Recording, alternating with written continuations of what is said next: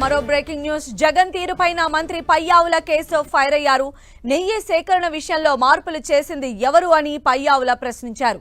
Supreme court రాతపూర్వక తీర్పును జగన్ వక్రీకరించారని అన్నారు. దేవుణ్ణి నమ్ముతున్నానని చెప్పలేని వ్యక్తి జగన్ అంటూ పయ్యావుల మండిపడ్డారు. ఏ విచారణకైనా సహకరిస్తామని కోర్టుకు ప్రభుత్వం స్పష్టం చేసింది.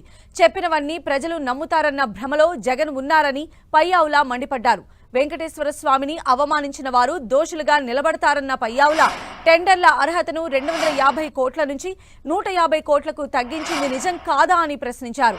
తిరుమల ప్రాశస్త్యం గురించి జగన్ మాట్లాడడం ప్రజల కర్మ అన్నారు మంత్రి పయ్యావుల.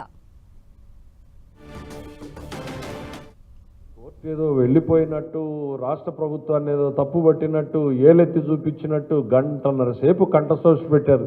సుప్రీంకోర్టు రాతపూర్వకంగా ఇచ్చిన జడ్జిమెంట్నే వక్రీకరణ చెప్పగలిగినటువంటి సమర్థుడు జగన్మోహన్ రెడ్డి గారు. మీరు చాలా గొప్పవాళ్ళు. మీరు ఒక్కొక్క పాయింట్ మీరు చెప్తా ఉంటే దెన్ రాజకీయ క్రీడ గురించి ఎవరి గురించి మాట్లాడారు అక్కడ? అసలు ఏ నేపథ్యంలో రాజకీయ క్రీడ అనేటువంటిది వచ్చింది? సుబ్బారెడ్డి గారు ఎవరైతే పిటిషనర్ ఇందులో ఉన్నారో ఆయన గురించి మాట్లాడుతూ ఉన్నప్పుడు సొలిసిటర్ జనరల్ ఒక మాట చెప్పాడు. ఏంటి? ఇది ఆల్రెడీ తిరుమల తిరుపతి దేవస్థానం విజిలెన్స్ ఎంక్వైరీ జరుగుతూ ఉంది, దాని మీద హైకోర్టులో పిటిషన్ వేశారు, దాన్ని ఇక్కడ తెప్పకుండా దాచారు అని అంటే ఎస్, అది తీవ్రమైనటువంటి అంశము. అంటే తప్పు చేసింది ఎవరిక్కడ? తప్పు చేసింది ఎవరిక్కడ? సుబ్బారెడ్డి గారు.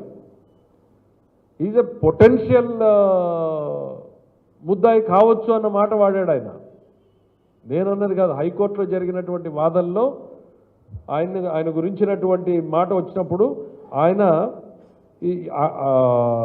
ఈ విచారణ జరుగుతూ ఉంది, ఈ can be a potential accused అనేటువంటిది చెప్పారు.